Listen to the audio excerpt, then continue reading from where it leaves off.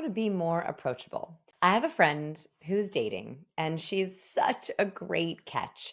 But she was complaining to me the other day. She was like, Vanessa, I go out to parties and bars, and I'm never approached. Is there something wrong with me? Now, she's gorgeous, but she doesn't have approachable body language. So I was like, can I tell you the truth? You're amazing, you're gorgeous, but you are not showcasing your approachability, your availability to people. And this is why they are not approaching you.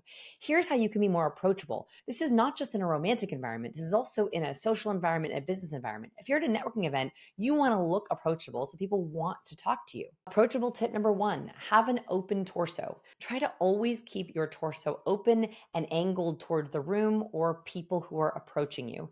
This physically and subconsciously shows that you're not closed off. We are less likely to approach someone if they have crossed arms. We are less likely to approach someone if they have something clutched in front of their chest. Try to always have your torso open. Second, use croissant feet. So if you're talking to someone or you're at the bar or you're getting a drink, try to open up your feet so they look like a croissant. Get it? This way, someone sees that you are physically open to the room. Third, one of the things I talk about in my book, Captivate, is we looked at where you should stand in a room to be approached, to have the best conversations.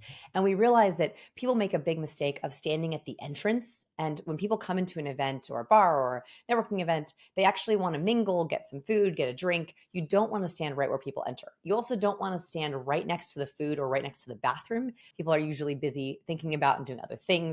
The best place to stand is right where people exit getting their drink. So exiting the bar, where people turn and look to face the room, that's where you want to stand because typically with drink in hand, they are ready to mingle. So to be more approachable, stand in the right spot, stand where people are ready to talk, right as people exit the bar or exit getting their coffee or their beverage. Fourth, use an eyebrow raise. So if you see someone across the room that you want to approach you, you can raise your eyebrows just slightly. This shows interest, openness, and intrigue. Five, wear a conversation starter. So one of the things you can do if you want to be approached more often is wear something that people might talk to you about. For example, I often wear a Ravenclaw shirt. I love Harry Potter and my house is Ravenclaw. I just love knowledge and learning. And so I wear this shirt and I do it to start conversations. I love wearing it to the gym. People always come up and talk to me and they say, oh, I'm a Ravenclaw too, or don't you love those Gryffindors, or oh, Slytherins. And I get to talk about Harry Potter at the gym all the time, which I love.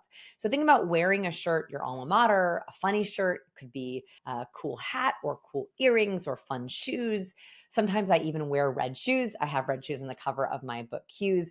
And the red shoes bring people, especially women, over to come and talk to me. And then we can talk about fashion and clothing choices and shoes. We talk about where I got them. So wear conversation starters. You can even on your name tag, put a conversation starter below your name. So when I have a name tag, I often put my name, Vanessa, and then underneath I'll put recovering awkward person. And this always starts great conversation. Six, when you are approached or when you're in the beginnings of an interaction, treat people like they're an old friend. Even if you don't know them yet, the energy you bring to an old friend is much more warm and welcoming than a stranger. So a stranger, typically when you're talking to them, it looks like this. Yeah, nice to meet you.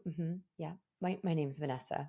What do you do? So much quieter, so much more reserved, and much harder to make a connection. Versus if I were to see a whole old friend, first of all, I wouldn't ask them boring questions like, what do you do or where you're from? I would be like, oh, it's so great to meet you.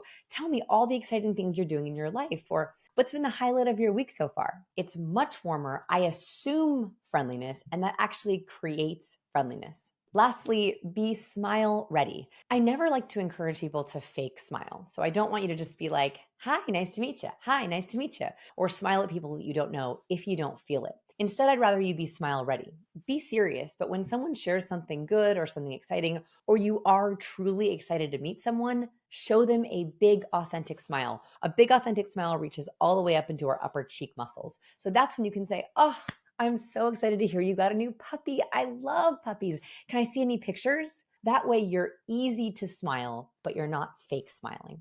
I have tons more cues like this in my books, Captivate and Cues.